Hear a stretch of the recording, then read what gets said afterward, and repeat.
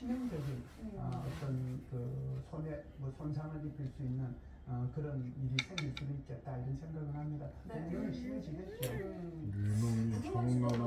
오늘 또 이제 김은영 국방장관도 미국에서 장난 나네. 이제 현지에 파견하는 게 필요하다라고 언급을 했거든요. 이 모니터링단 우크라이나에 파견하는 거는 우크라이나 당국의 협조가 좀 필요한 부분이죠. 그건 뭐 당연하죠. 당연한데 지금 이제 이 모니터링단을 마침 이제 여기 우크라이나에 이 우크라이나 전에 북한이 러시아에 파병을 하다 보니까 이게 이제 굉장히 떠 보이는데 사실은 이게 우리 그전에도 해왔었어요. 그러니까 이스라엘하고 하마스 전쟁하고 있잖아요.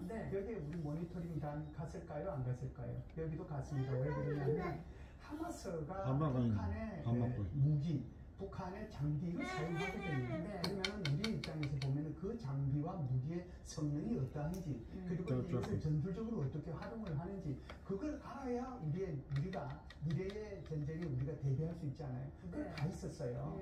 그리고 지금 이제까지는 폴란드에 우크라이나 이 전쟁에 관해서 모니터링단이 폴란드에 소규모로 가 있었거든요. 지금까지는 그걸로서 충분했었어요. 그런데 이제는 대규모로 북한군이 러시아에 파병을 하니 이제는 이제 소위 말해서 이제 이 러시아에서 이루어지고 있는 또는 우크라이나전에서 이루어지고 있는 북한군의 병력, 장비, 탄약, 무기 이런 것들이 무엇이고 이것이 전술적으로 어떻게 활용이 되며 이런 것들을 전부 다 우리가 파악을 해야 되는 거죠. 이거는 국군이 해야 될 기본적인 임무예요. 이거 안 하면은 정말 직무유기죠. 그렇기 때문에 이제 여기를 해야 되는데 그렇다라고 하면 어떤 요원들이 갈 것이냐라고 하는 거잖아요. 제일 중요한 것은 정보를 수집해야 되니까 정보 요원들이 가겠죠. 정보 수집해서 분석해야 되고 그러니까. 두 번째는 이런 생각을 해요. 사실상 저기 가 있는 인원들이 굉장히 큰 희생이 이제 있게 될 텐데 저것이 이제 북한군의 편제를 유지해가지고 어떤 지역을 할당받아서 북한군의 사단장, 뭐 대대장, 중대장, 소대장 이런 지휘를 받는 것이 아니라 전부 다 분산 배치돼가지고 러시아군의 지휘를 받는 용병처럼 러시아 군복을 입고 이제 이 전투에 참여하는 거잖아요. 희생이 많을 수밖에 없는데 아무리 북한군이라고 하지만 저런 어린 생명들이 거기 가서 이렇게 죽어서는 안 되는 거거든요. 그렇다라고 하면 우리는 민족의 입장에서 보면 그들을 우리나라 북한은 왜 좀 다 아무리 지금은 뭐 적대 관계라고 하지만 남북 간의 문제지 민족의 문제는 아니잖아요.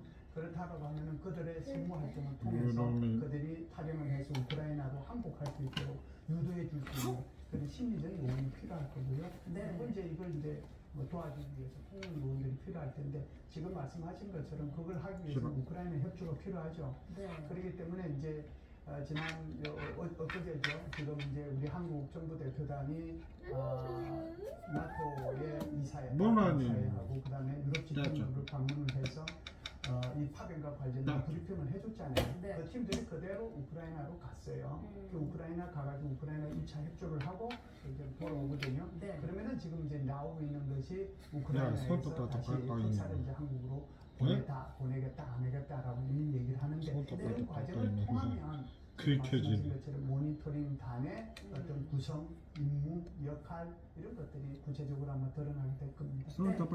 대통령실은 우크라이나의 155mm 포탄 그거를 직접 지원하는 거를 검토하고 있다는 언론 보도에 대해서 사실이 아니다. 아직 우크라이나에서 그런 거를 요청한 적이 없다라고 했거든요. 이 부분은 어떻게 보세요? 이거는 뭐 사실이죠. 뭐 전혀 요청한 적도 없고 우리가 지금 그걸 고려하고 있는 것도 아니고요. 정부가 기본적으로 가지고 있는 스탠스는 이런 겁니다. 지금 단계별로 대응하겠다라고 하는 거거든요. 단계별 대응의 핵심이 뭘까요?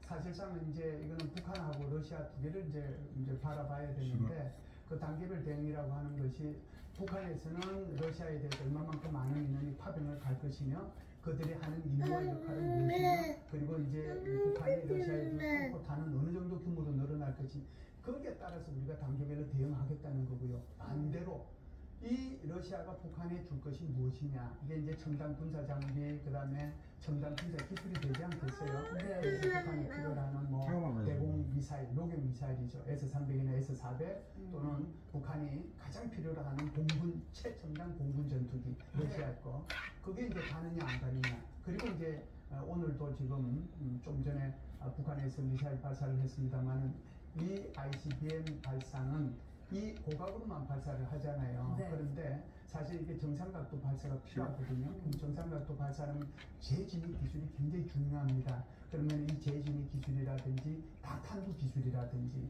그렇지 않으면은 정찰위성 기술이라든지 그리고 이제 북한이 지금 야심차게 추진하고 있는 핵 추진 전략 잠수함 기술이라든지 그런 것들을 이제 북한이 우리한테 이것이 어느 정도 넘어가느냐. 그래서 양쪽이 주고받는 것이 어느 정도 되느냐에 따라서 우리가 단계별로 대응하겠다는 거고 네. 그 단계별 대응하는데 외교적 조치도 하고 경제적 조치도 하고 군사적 조치도 하겠다는데 네. 외교적 조치는 이미 이제 많이 이루어졌고요. 경제적 조치는 여러 나라하고 같이 해야 될 문제고 군사적 조치도 이제 협조를 해서 정책 공조를 해야 될 텐데 아무래도 하더라도 방어용 무기가 가고 그 다음에 이제 공격용 무기가 뒤따라갈 것이다 이렇게 보는 거죠. 그래서 살살 무기가 간다고 해서 이것이 오늘 내일의 문제고 내일 모레의 문제가 아니고요.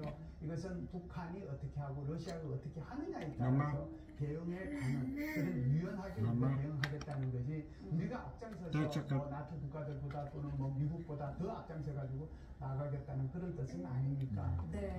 오해가 없었으면 좋겠습니다. 알겠습니다. 자, 그러면 오늘 이제 낙국자 단체가 대북전단을 이제 살포를 한다고 합니다.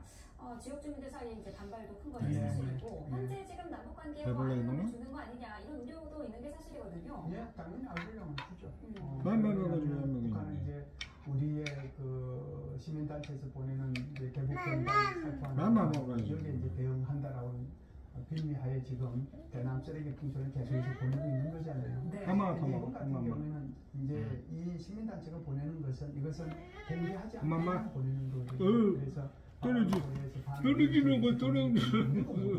북한도 모르는 거예요. 그런데 이번에 한번 더 먹어. 이걸 공개했단 말이죠. 뱉어, 그래서 오늘 더 10시, 11시, 8시에서 한 번만 딱 한 번만 했다고 하니까 아니면 충돌 가능성이 있죠. 또 시작이야. 또 시작이야. 분들은 완전히 이어졌으니까 또 시작이야. 이어졌으니까 그래서 아마 우리 마지막 한 번. 우리 한국 내에서도 이게 남남 갈등이 있을 수 있고 이걸 통해 가지고 천천히 한국 간의 관계도 굉장히 고민될 수는 있는 거죠. 네. 그런데 오늘 낙국자 가족이 대북전단 살포를 예고하고 이런 만만 행사를 먹어야지. 이거 자체가 북한에 굉장한 이렇게 압박 요소로 작용할 것 같다 어, 이렇게 생각을 합니다. 오늘 대북전단이 살포되든 안 되든 네. 여하와 관계없이 이것 자체가 북한한테는 압박 요소로 작용된다 이렇게 봐요. 오늘 이 대북전단이 이제 살포가 되면 이거에 반발하는 북한의 다른 카드도 또 나올 것 같거든요. 어떤 게 있을까요? 북한은 지금까지 이제 얘기한 것이 우리가 보낸 것에 항상 이제 쓰레기 풍선으로 대응해 왔으니까요. 뭐 쓰레기 풍선 다시 뭐 또 더 보낼 가능성은 여전히 열려 있고요.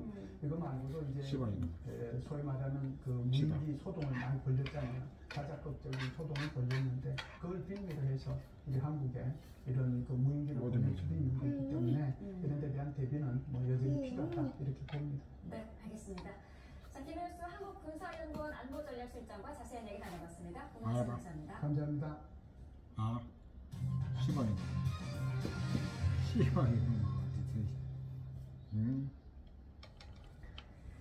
내일 대통령실 국정감사를 앞두고 김건희 여사 공천개입 의혹의 핵심 인물 명태균 씨의 통화 녹취가 잇따라 공개되고 있습니다. 지난 대선 당시 여론조작 정황과 윤석열 대통령 부부의 당무 개입을 의심케 하는 내용이 핵심인데요. 여권은 신빙성의 의문을 제기하고 있습니다. 나혜인 기자입니다. 국민의힘 대선 후보 경선을 앞둔 2021년 9월 명태균 씨는 여론조사 업체 미래한국연구소 직원 강희경 씨에게 여러 차례 이공표 자체 조사를 지시했습니다. 구체적인 조사 문항까지 꼼꼼히 챙겼는데 윤석열 당시 예비 후보와 직접 합의한 듯 말하기도 했습니다. 윤석열, 유승민, 마지막 한 번 남았네. 그다음에 저 누구지? 아니나? 홍준표, 그다음에 황교안 하는 거. 그거 좀 빨리 정리해줬으면 좋겠다. 아까 하나 윤석열 지나는데 정리하더라고. 마지막 하나 남았잖아. 하나. 영실은 여기서 봐봐. 부인하고 있지만 다 먹었죠. 이거 여론조사 하나 결과를 남았죠. 조작했다는 의혹도 먹어야 돼. 불거졌습니다. 이처럼 명 씨가 당시 윤석열 후보를 위한 여론조사를 아니나? 보고 그 그럼 한번 남았죠. 대선 직후 치러진 재보궐선거에서 한 번 남았죠. 이거 먹어야 돼. 김영선 전 의원의 공천을 따냈다는 다 게 먹은 거죠. 강혜경 씨 그렇지? 주장입니다. 김 전 의원이 재보선으로 5선에 성공하자 그럼 안 먹어야지. 이전직 도전 여부를 그럼 안 거론하며 먹어야지. 대통령 부부를 언급하는 명시 여기다 붙여. 육성도 새롭게 공개됐습니다. 이해나 이거 이거는 어디 대통령이 만든 거잖아. 국회의장 얘기하면 고민중이다. 한 입부터 하는 거지, 이놈아. 대통령이나 사모님 오다가 없으면 나가면 안 돼. 명 씨는 의혹을 제기한 강혜경 씨가 자신에게 누명을 씌우고 있다고 주장하고 있습니다. 당시의 업무 능력을 깎아내리며 여론조사는 조작한 게 아니라 안녕히 계세요. 부정한 거라고 반박했고 김건희